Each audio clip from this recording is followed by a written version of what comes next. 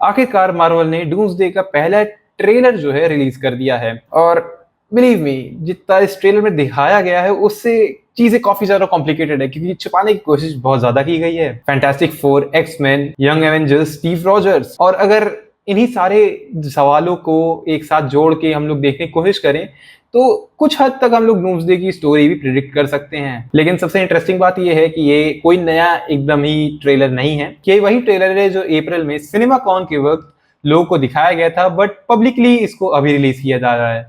और डेट काफी इंटरेस्टिंग है क्योंकि 20 तारीख को ये रिलीज हुआ और उसी की जस्ट 4 से 5 दिन बाद सैन डिएगो कॉमिक कॉन में मार्वल का हॉल एच है पैनल, और उसमें हो सकता है हम लोग को नई डिटेल्स देखने को मिले। ट्रेलर की शुरुआत में ही हम एक्जेवियर मैंशन का जो बोर्ड रहता है उसको गिरा हुआ देखते हैं। ये वही सीन है जो हम लोग ने दिसंबर के वक्त एक्समैन वाला जो टीजर आया था उसमें देखा था। टीजर शुरू से ही मतलब एक टोन टाइप की सेट कर देता है कि चीजें बहुत ही ज्यादा डिवेस्टेटिंग और मतलब एकदम खतरनाक लेवल पे लड़ाई टाइप की होने वाली हैं। अगले शॉट में हम लोग प्रोफेसर एक्जेवियर को खिड़की के बाहर किसी एक्सप्लोजन को देखते हुए देख रहे हैं, और ये शुरू में तो एक नॉर्मल एक्सप्लोजन टाइप का ही लगता है, मगर अगर हम लोग उस एक्सप्लोजन की थोड़ा और इमेज को ध्यान से देखें, क्योंकि नीचे भी जैसे विंडो के पास देखो तो एक मतलब राउंड तुम्हें फिगर टाइप का दिख रहा है जो कि हो सकता है कि एक अर्थ हो, और किसी अर्थ का अगर एक्सप्लोजन हो जाए तो मोस्ट प्रोबेबली ये इनकर्जन से जुड़ा हुआ होगा।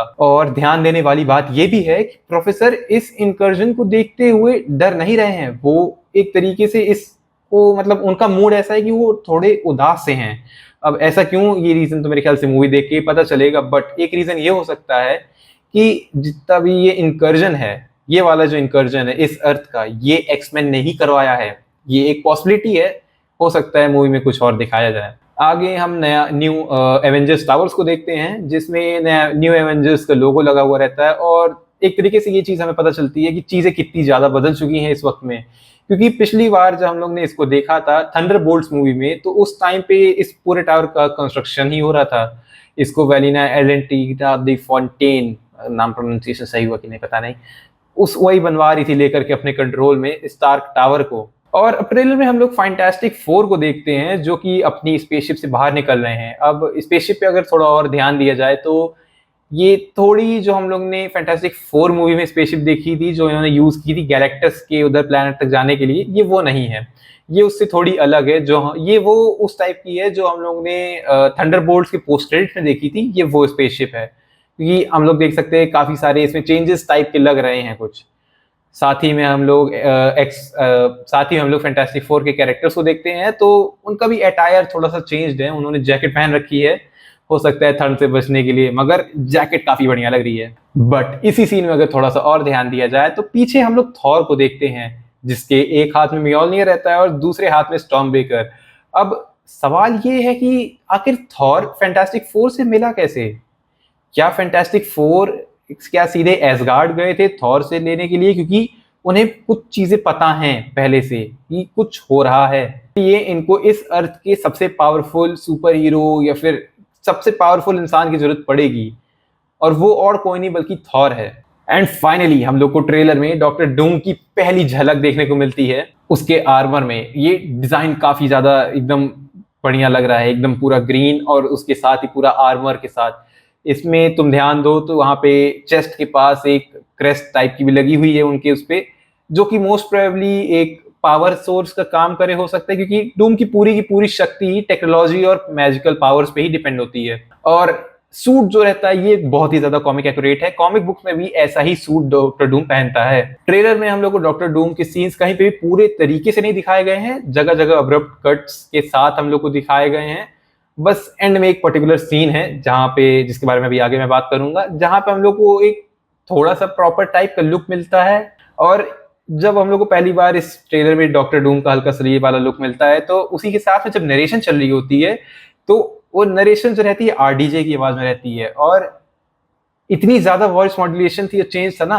अगर आदमी को डॉक्टर डूम का वो ना दिखाया जाता इमेज तो हम लोग समझ भी ना पाते कि ये आरडीजे की आवाज है। अब बाकी नेक्स्ट ये वाला सीन देखो, यहाँ पे थॉर कह रहा होता है कि he has fought with many warriors in his time and they were far stronger than all of us together। और ये लाइन काफी ज्यादा इंटरेस्टिंग है क्योंकि इस पूरे रूम में सबसे 90% पावर जो रहती है वो थॉर लेकर के बैठा हुआ है, असाइड फ्रॉम द फैक्ट कि अगर सेंट्री हो तो। देखो, हमें पता है कि मार्वल वाले काटने में एकदम पीएचडी कर चुके हैं, और वही चीज़ें हमें इस सीन में भी देखने को मिलती है। कभी ट्रेलर में हल्क दिखा देते हैं जो कि मूवी में होता ही नहीं है, तो कभी इस टोबी और एंड्रू को ट्रेलर से पूरी तरीके से रिमूव कर देते हैं। इसलिए जब मैंने डूम्सडे का ये वाला फ्रेम देखा ना, तो मुझे शक हो रहा था कि नहीं, यहाँ पे कुछ तो गड़बड़ है, और आई एम डेफिनेटली 100% श्योर कि यहाँ पे पक्का इन्होंने हमारा काटने की कोशिश की है, क्योंकि यहाँ पे भी कोई एक ऐसा कैरेक्टर है जो कि बहुत बड़ा स्पॉइलर है और वो यहाँ से मिसिंग है। ये जो 2 गैप्स दिख रहे हैं तुम्हें यहाँ पे क्रिएट हुए, यहाँ पे कोई कैरेक्टर हो सकता है मोस्ट प्रोबेबली, क्योंकि इतनी बड़ी जगह तुम ऐसा ही ये नहीं है कि एक कैरेक्टर इस कोने खड़ा है, दूसरा कैरेक्टर इस कोने, किसी रीजन की वजह से होगा, ठीक है। और वो एक सिग्निफिकेंट गैप है कि जिसमें एक आदमी आराम से फिट हो जाए। और मेरे ख्याल से मुझे बताने की जरूरत नहीं है कौन हो सकता है। डॉक्टर डूम ही हो सकता है, क्योंकि he is the best known for his manipulation. हो सकता है कि डॉक्टर डूम मैनिपुलेट करके इनको एक्समेन के ऊपर हमला करने के लिए उकसा रहा हो। अब इसका रीजन भी मैं देता हूं। अगर इस सीन में तुम पीछे देखो तो पीछे हम लोग 3 नोड्स बने हुए देख रहे हैं। अब वो 3 नोड्स एक तरीके से 3 अर्थ को सिग्निफाई करते हैं। पहली हो गई आपकी फैंटास्टिक 4 की अर्थ, दूसरी हो गई अपना अर्थ 616, और तीसरी एक्समैन वाली। अब क्योंकि डॉक्टर डूम इनको पहले से बता देता है कि फैंटास्टिक 4 और अर्थ 616 इनका इंकर्जन होने वाला है, तो इन दोनों को साथ मिलकर के एक्समैन वाले अर्थ पे अटैक करना होगा अपनी अर्थ को बचाने के लिए। थोड़ा और ध्यान दे तो नीचे में ही मतलब हल्का सा कुछ नंबर्स लिखे हुए हैं, मे बी ये टाइमर टाइप का हो सकता है, या फिर मे बी नहीं, या फिर कुछ मतलब, क्योंकि आधा ज्यादा कटा हुआ है तो बहुत क्लियरली समझ नहीं आ रहा है। लेकिन फिर सबसे बड़ा सवाल ये उठता है कि आखिर ये इन्फॉर्मेशन उनके पास आई कैसे? क्या रीड रिचर्ड्स की कैलकुलेशन की वजह से ऐसा कुछ हुआ, या फिर टीवीए ने एवेंजर्स को वार्न किया कि इंकर्जन हो रहा है, इस अर्थ को बचा सकते हो तो बचा लो? या फिर एक और पॉसिबिलिटी हो सकती है कि डॉक्टर डूम का जो कैरेक्टर मैं बता रहा हूं उसने खुद ही उन सबके सामने आया हो, इंकर्जन्स के पूरे कॉन्सेप्ट को उनके सामने एक्सप्लेन किया हो। क्योंकि कॉमिक बुक्स में भी डॉक्टर डूम केवल एक पावरफुल विलेन नहीं है, वो एक बहुत ही बड़े लेवल का मैनिपुलेटर है। इसलिए ये सोचना बिल्कुल भी पॉसिबल नहीं होगा कि उसने फैंटास्टिक 4 को जो है एकदम बेवकूफ बना दिया हो और वो यहाँ पे आया हो वही चीज एवेंजर्स के साथ भी करने। लेकिन फिलहाल घोड़े, अपने दिमाग के घोड़े शांत रखिए, क्योंकि ये एक थ्योरी है, हो सकता है सच हो सकता है ना हो, बट इसकी प्रोबेबिलिटी मुझे लगता है बहुत ज्यादा होगी। लेकिन एक बात तो पक्की है कि इस फ्रेम में कोई ना कोई इंपॉर्टेंट कैरेक्टर मिसिंग है दोनों जगहों पे। और ऊपर से अगर एकदम किनारे ध्यान दिया जाए तो यहाँ पे मेरे ख्याल से सेंट्री हो सकता है यहाँ पे, क्योंकि एक शेडो हम लोग को दिख रही है जो कि समझ नहीं आ रहा है किसकी, एकदम अंधेरे अंधेरे में छुपा के रखा गया है। मोस्ट प्रोबेबली मेरे ख्याल से ये 6th पर्सन जो होगा वो सेंट्री होना चाहिए था। अब अगला सीन जो रहता है वो एक्सटेंडेड वर्जन है वकांडा वाले वर्जन का। यहाँ पे हम लोग देखते हैं कि शूरी जो है नेमोर के सामने खड़ी हुई है, और एक बात कहूं तो भाई नेमोर यहाँ पे एकदम कतई बैडएस लग रहा है। मगर सडनली यहाँ पे कुछ ऐसा होता है जिसकी वजह से माहौल एकदम से शिफ्ट हो जाता है, सभी लोग एकदम अपने फाइटिंग स्टैंसेस में आ जाते हैं। शूरी अपने वाइब्रेनियम नैनो सूट को पहन लेती है, और सूट पे अगर हम लोग थोड़ा सा ध्यान दें तो उसमें ग्रीन टिंट हम लोग को नजर आता है। अब अगर तुम्हें पता हो तो ये जो ग्रीन टिंट है वो हो सकता है हम लोग का टेलोकन वाइब्रेनियम की वजह से, मे बी हो सकता है शूरी और नेमोर के बीच में कुछ ऐसा समझौता हुआ हो जिसकी वजह से ये लोग एक दूसरे को अपना वाइब्रेनियम शेयर करने दें, या फिर चुरा लिया हो कहीं से, इनके पास कुछ हिस्सा आ गया हो तो शूरी ने उसको अपने सूट में इनकॉर्पोरेट कर लिया है। फिलहाल अब ये सही में इनको कैसे मिला, हो सकता है मूवी में हम लोग को दिखाया जाए। बाकी इसी सीन में अगर हम लोग लेफ्ट साइड में देखें तो हम लोग न्यू एवेंजर्स के कुछ कैरेक्टर्स को खड़ा हुआ देखते हैं, जिनमें घोस्ट, फैल्कन, बकी और एलेक्सी रहता है। और वहीं पे हम लोग राइट साइड में देखें तो वहां पे फैंटास्टिक 4 के सूजन और थिंग हम लोग को दिखने को मिलते हैं। तो एक बात तो क्लियर की, मतलब ये लोग यहाँ पे नेमोर से मेरे ख्याल से क्या तो हेल्प लेने आए हों, या तो किसी चीज के लिए उससे कुछ मांगने आए हों, मतलब कुछ तो डेफिनेटली यहाँ पे चल रहा है। और अगले ही सीन में हमें वापस से सबूत मिलता है कि मार्वल वाले अपना काटने में कितना ज्यादा उस्ताद हो चुके हैं। हर सीन में मैं बता रहा हूँ, जितना भी मुझे तो अब ऐसा लगने लगा है जितना भी इन्होंने अभी तक दिखाया सब झूठ है भाई, कुछ भी नहीं होने वाला सिवाय कुछ कुछ चीजों के। फिलहाल वापस से हम लोग को वही सीन दिखाया जाता है जो हम लोग ने पुराने टीजर में देखा हुआ था। यहाँ पे जब शूरी आगे जाती रहती है तो पुराने टीजर में एकदम से, पुराने टीजर नए टीजर के बीच में ये डिफरेंस देखो तुम लोग, इधर पानी इन्होंने पूरा गायब कर दिया, नेमोर ने अपनी पावर के साथ ही उस पूरे एरिया का पानी जो है इसको एक तरीके से हटा दिया है। और उसकी मतलब ऐसा है ना कि ताकि वहां पे इनका जेट लैंड हो सके और बाकी लोग आराम से सांस ले सकें। अब ट्रेलर में फाइनली हम लोग पहुंचते हैं एक्समैन की तरफ, जहां पे इस शॉट पे अगर हम लोग ध्यान दें तो एक्सप्लोजन हो रहा होता है और अगेन भाई फिर से काटने की बहुत जोर से कोशिश की जा रही है क्योंकि केवल एक्सप्लोजन हो रहा होता है। मैं डेफिनेटली श्योर हूं कि अंदर से जो कोई कैरेक्टर है वो कूद के बाहर आएगा जिसकी वजह से एक्सप्लोजन हुआ होगा। यहाँ पे कैरेक्टर को फिर से छुपाया गया है। अब कौन है ये तो मूवी देखने में ही पता चलेगा। और फाइनली फॉक्स यूनिवर्स के इतने सारे ऊपर और नीचे होने के बाद हम लोग स्कॉट समर्स को साइक्लॉप्स के फॉर्म में वापस देखते हैं। और इतने बड़े स्केल पर वापस से साइक्लॉप्स को देखना मतलब काफी ज्यादा मतलब अच्छा है। और ऊपर से ही इतना ज्यादा कूल लग रहा है ये भाई सीन। और अगले ही सीन में हम लोग शैंग ची और गैम्बिट को लड़ते हुए देखते हैं। मतलब अगर मेरे लिए सबसे ज्यादा अनएक्सपेक्टेड चीज कोई थी तो ये था। रूमर मैंने सुना था लेकिन मैं उसको ऊपर भरोसा करने को नहीं तैयार था क्योंकि ऑफिशियली हमारे पास कुछ नहीं था। मगर यहाँ पे भाई देख के लग रहा है कि ये कैसे है। अगर कुछ समय पहले मैंने इस लीक के बारे में सुना हो तो मैं सोचता कि यार नहीं, गलती होगा, झूठी ही होगी। लेकिन इससे भी बड़ा सवाल ये है कि यहाँ पे इस सीन में गैम्बिट आखिर इस यूनिवर्स में पहुंचा कैसे। क्योंकि लास्ट टाइम हम लोग ने जब गैम्बिट को देखा था तो वो डेडपूल एंड वुल्वरीन मूवी के एंड में था, एंड में देखा था। मार्वल ने हमें कभी भी क्लियरली दिखाया नहीं कि वो वहां से वो वॉइड से आखिर निकला कैसे एक्चुअली, या फिर टेक्निकली कहा जाए तो दिखाया था बट एक डिलीटेड सीन में दिखाया था। डिलीटेड सीन में क्या रहता है कि गैम्बिट अपना आगे बढ़ता रहता है। पूरी की पूरी फाइट होने के बाद नोवा कैसेंड्रा का जो पूरा महल टाइप का रहता है, कबाड़ महल जो भी कह लो, ठीक है, वहां से इतना टहलता रहता है तो पीछे हम लोग स्लिंग रिंग, जो कि मेरे ख्याल से मल्टीवर्सल स्लिंग रिंग रहती है, उसको खुलते हुए देखते हैं। और वो हम लोग को कैसे पता चलता है, वो उसकी आईलिड के रिफ्लेक्शन में रहता है।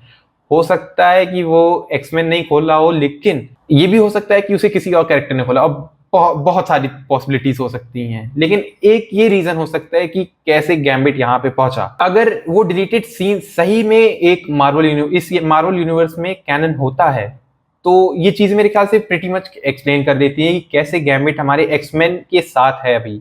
या तो दूसरा एक ये भी चीज हो सकती है कि टीवीए उसको वहां पे पहुंचाती है क्योंकि वो एक म्यूटेंट है और म्यूटेंट की सही जगह एक्समैन के यूनिवर्स में ही बनती है। या फिर किसी इनकर्जन की वजह से वो वहां पे पहुंचा हो, बट और या फिर मार्वल उस डिलीटेड सीन का फाइनली कुछ पे ऑफ देना चाह रहा हो, या फिर वही डिलीटेड सीन मार्वल इस मूवी में इंक्लूड करे। कुछ होगा, कुछ तो होगा। फाइनली हम लोग लोकी की पहली झलक देखने को मिलती है। लास्ट टाइम जब हमने लोकी को देखा था तो वो मल्टीवर्स के थ्रोन पे बैठा हुआ था, पूरे यूनिवर्स को अपने ऊपर, पूरे यूनिवर्स का भार लोकी के कंधे पे था। एक यग्द्रसील बन चुकी पूरी मल्टीवर्सल टाइमलाइन को लोकी ने पकड़ के रखा था। लेकिन इस ट्रेलर में लोकी हम लोग काफी अलग ही अंदाज में देखने को मिल रहा है। और अगर आप इस कार्ड को जो है थोड़ा सा और ध्यान से देखो तो उसमें सामने तरफ हम लोग देखते हैं कि यग्द्रसील बनी हुई है, वही पेड़ जिसको लोकी मल्टीवर्स की थ्रेड्स में होल्ड करके रखा हुआ है। और उसी के बैक साइड में हम लोग देखते हैं तो लोकी का चेहरा हम लोग देखते हैं और ऊपर ही टीवीए का लोगो है। बीच में कुछ नंबर सीक्वेंसिंग लिखी हुई है जो कि बहुत ही ज्यादा ब्लर्ड हो, जो कि मतलब समझ ही नहीं आ रहा है कि आखिर एक्चुअली में वो है क्या। मोस्ट प्रोबेबली वो मेरे ख्याल से टीवीए का एक कार्ड हो, स्पेशल एक्सेस कार्ड, जिसकी वजह से लोकी क्या टीवीए आ जा सकता है। लेकिन फिर साथ ही में ये भी सवाल उठता है कि क्या टीवीए ने लोकी को फाइनली मान चुकी है कि इसने मल्टीवर्स को बचा लिया है, और ये आखिर किस तरीके का एक्सेस कार्ड है। फिलहाल के लिए तो मार्वल अपने को कुछ भी नहीं बताना चाह रहा। एक अंधेरे कमरे में हम लोग को छोड़ दिया है और वहां से ही आप तीर मारिए, अगर सही लगी तो अच्छा है, नहीं लगी तो मूवी में हम लोग को देख के पता ही चल जाएगा। एक और चीज नोटिस करने वाली ये है कि लोकी के सीजन 2 के एंड में हम लोगों ने देखा था कि लोकी का पूरा एग्जिस्टेंस जो है वो उसी एक ड्रेसील और उसी थ्रोन से जुड़ा हुआ था। मगर यहाँ पे हम लोग देखते हैं कि काफी सारी चीजें चेंज हैं। लोकी का हम लोग अटायर देखें तो ये वही हम लोग का सिमिलर थॉर मूवी वाला सीन है जहां पे लोकी एग्जैक्टली मुझे रेफरेंस नहीं याद आ रहा, मैं शॉर्ट लगा दूंगा यहाँ पे आगे। फिर हम ट्रेलर में वापस से एक्जेवियर मेंशन के अंदर ही आते हैं। यहाँ पर हम लोग देखते हैं कि येलेना जो है वो अपनी गन होल्ड करके आगे बढ़ रही होती है। पीछे हम लोग बैकग्राउंड में देखें तो रीड रिचर्ड्स जो रहता है वो सैम विल्सन को रोक के रखा हुआ है। और पीछे हम लोग हर्बी को भी देखते हैं, उसका डिजाइन में थोड़ा बहुत चेंज है, क्या पता टूट फूट गया किसी चक्कर में, not gonna say anything more. और यहाँ पे मतलब इस सीन को देख के ऐसा लग रहा है कि टेंशन है, हाँ कुछ किसी चीज में ये लोग शायद रीड रिचर नहीं चाह रहा है कि ये लोग किसी भी सिचुएशन को बिना सोचे समझे कदम ना उठाएं। लेकिन इस पूरे सीक्वेंस की हाईलाइट अब यहाँ से शुरू होती है। हम लोग सामने देखते हैं मिस्टीक को, और फाइनली रेबेका रॉजन्स के कैरेक्टर को वापस से इतने सालों बाद देखना बहुत ही ज्यादा रिफ्रेशिंग है, एकदम नॉस्टैल्जिक टाइप की मेमोरी आ रही है। इस बार मिस्टीक के हाथ में हम लोग एक कॉम्बैट स्टाफ देखते हैं, जिसको पकड़े पकड़े वो अपना कैरेक्टर जो है चेंज करती है, वो भी येलेना बन जाती है, क्योंकि उसकी पावर असल में शेप शिफ्टिंग ही है। इस बार मिस्टीक के हाथ में हमें एक कॉम्बैट स्टाफ भी नजर में आता है, जिसको देख के लगता है कि मिस्टीक के पावर केवल शेप शिफ्टिंग नहीं रह गई है, उसने कॉम्बैट में भी काफी अच्छे तरीके से महारत हासिल कर चुकी है। लेकिन अगले ही सेकंड मार्वल हम लोग को याद दिलाता है कि मिस्टीक की सबसे बड़ी पावर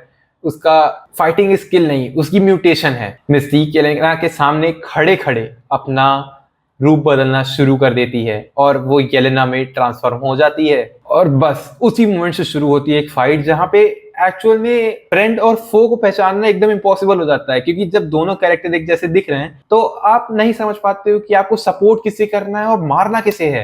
कॉमिक बुक्स हो या एक्समैन का यूनिवर्स, कॉमिक बुक्स हो या फॉक्स की मूवीज हो, मिस्टीक की सबसे बड़ी एबिलिटी कभी भी उसकी शेप शिफ्टिंग रही ही नहीं है। उसका असली पावर रहता है डिसेप्शन, किस तरीके से वो लोगों को बेवकूफ बना करके अपनी इंफॉर्मेशन हासिल करती है। वो बैटलफील्ड पर भी दूसरी टीम का रूप धारण करके उनका ट्रस्ट तोड़ सकती है।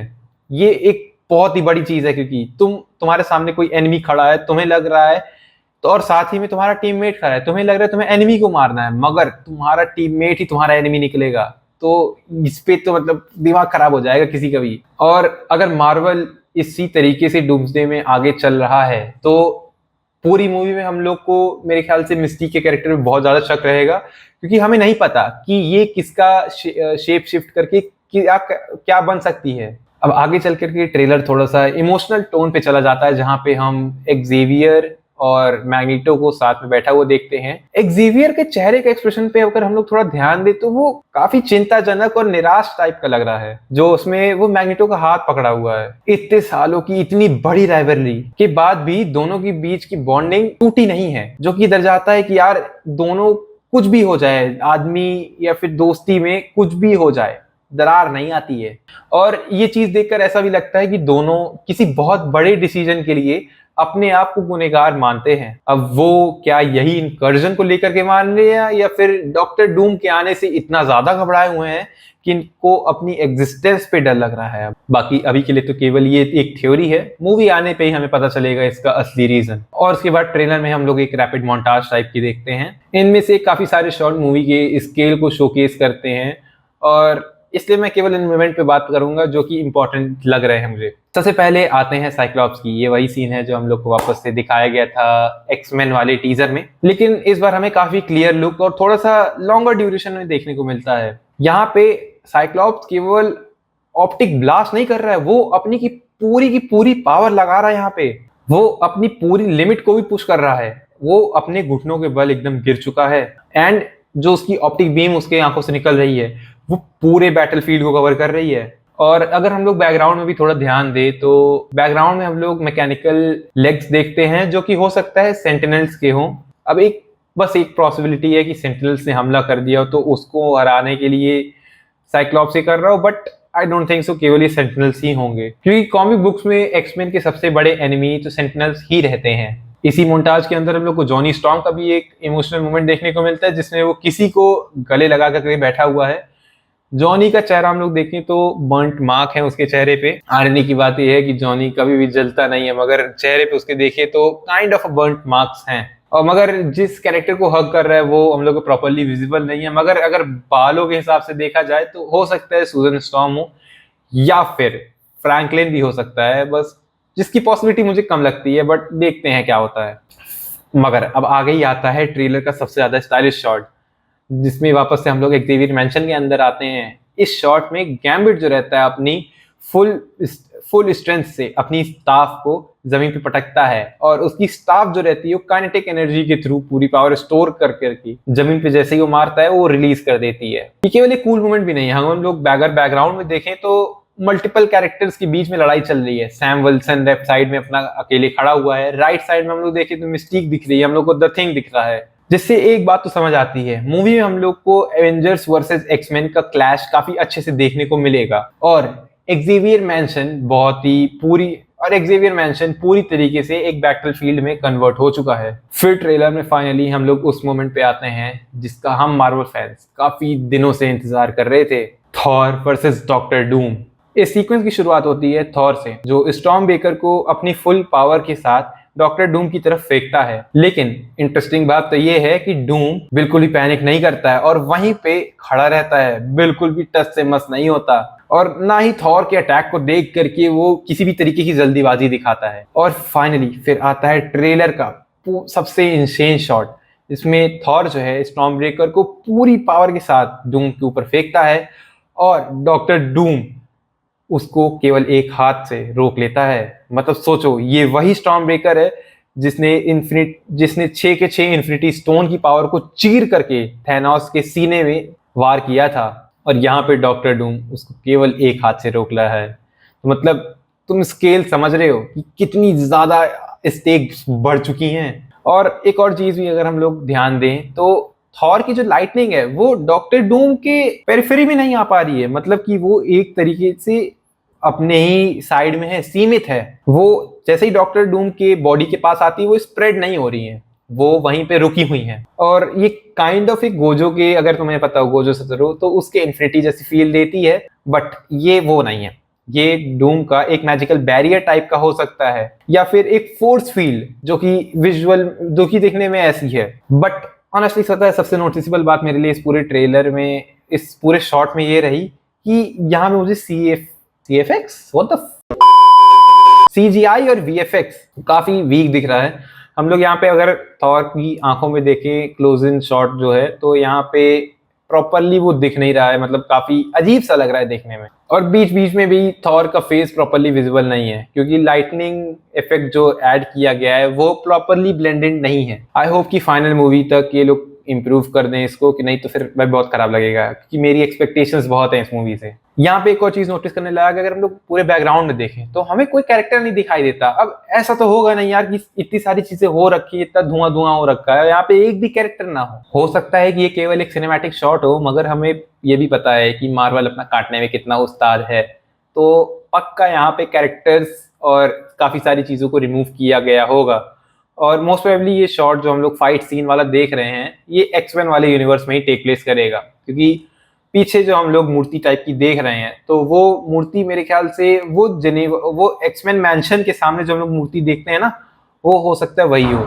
और फिर ट्रेलर के आखिरी कुछ सेकंड्स में हम लोग ऐसा देखते हैं जो कि एक्सपेक्टेड तो नहीं था कि इस तरीके से रियूनियन होगा, और मेरे ख्याल से काफी बड़ा टॉकिंग पॉइंट बनने वाला है आने वाले समय में। थॉर कहीं से स्पेसशिप के अंदर मूव कर रहा होता है और सामने उसको ऐसा कोई दिखता है जिसको देख करके वो कंप्लीटली शॉक्ड रह जाता है। ना रिलीफ वाला रिएक्शन, ना हैप्पी, क्योंकि इतने सालों बाद उसे अपना कोई पुराना दोस्त देखने को मिल रहा है। वो दोस्त और कोई नहीं बल्कि स्टीव रॉजर्स होता है। थॉर को भरोसा ही नहीं हो रहा है कि स्टीव आखिर यहाँ पे कैसे है, क्योंकि लास्ट टाइम थॉर ने जब स्टीव को देखा था वो एकदम बुढ़ा हो चुका था, और वो भी एंड गेम के वक्त की बात है ये। बाप रे, सही में उस चीज को लिटरली 8 साल बीत चुके हैं अब। और नॉर्मली अगर थॉर के सामने स्टीव रॉजर्स आएगा, उसका पहला रिएक्शन कैसा होना चाहिए था? या तो रिलीफ होना चाहिए था या तो हैप्पी होना चाहिए था, मगर थॉर यहाँ पे एकदम घबराया हुआ है और एकदम सी अलग सी ही फीलिंग आ रही है यहाँ पे।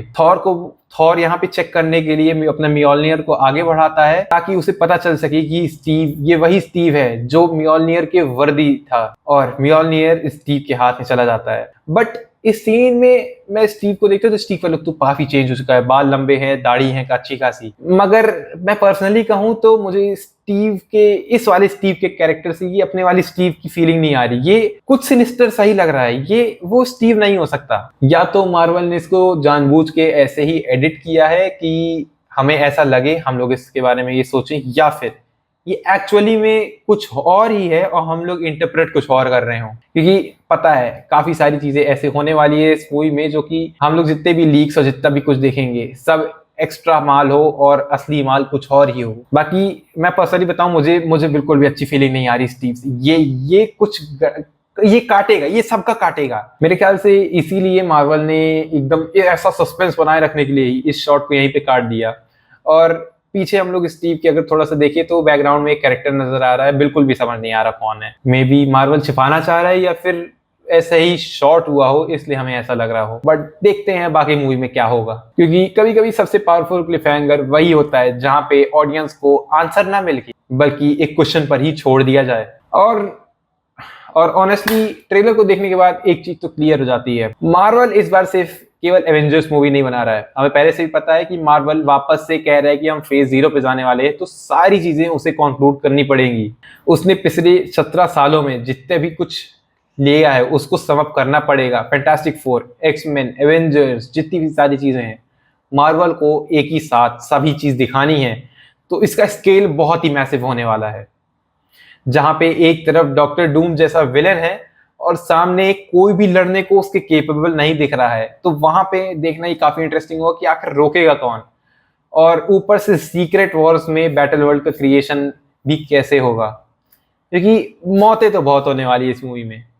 बाकी ये ट्रेलर जवाब से ज्यादा सवाल छोड़ के जा रहा है, क्योंकि मुझे नहीं लगता कि जो सीन्स हम लोग यहाँ पे देख रहे हैं इनमें से काफी सारी सीन्स हम लोग को एक्चुअल मूवी में देखने को मिलेंगे। काफी जगह मुझे लग रहा है कि हमारा बहुत गंदा काटा जाने वाला है। अगर मार्वल का ये गोल था कि इस ट्रेलर के थ्रू फैंस केवल थ्योरीज बनाएं, तो उसमें आई थिंक ये सक्सेसफुल हो चुका है, क्योंकि थ्योरीज बहुत बनने वाली हैं इस ट्रेलर के ऊपर। वैसे आपको भी अगर कुछ अलग से ही ईस्टर एग्स और हिडन डिटेल्स अगर देखी है तो मुझे कमेंट में जरूर बताइएगा। बाकी ये भी बताइएगा कि आपको ये ट्रेलर कैसा लगा, आपको कैसा लगता है कि डॉक्टर डूम को आखिर फाइनली रोक कौन सकता है। क्योंकि अभी तक तो मुझे बिल्कुल नहीं दिख रहा है कोई भी कि कोई इतना केपेबल हो कि डॉक्टर डूम जितने पावरफुल इंसान को रोक सके, क्योंकि थॉर तक उसके सामने घुटने टेकते हुए दिख रहा है हम लोगों को। बाकी अभी के लिए तो इतना ही, मिलता हूं मैं तुम लोग से किसी अगली वीडियो में, तब तक के लिए टेक केयर और गुड बाय।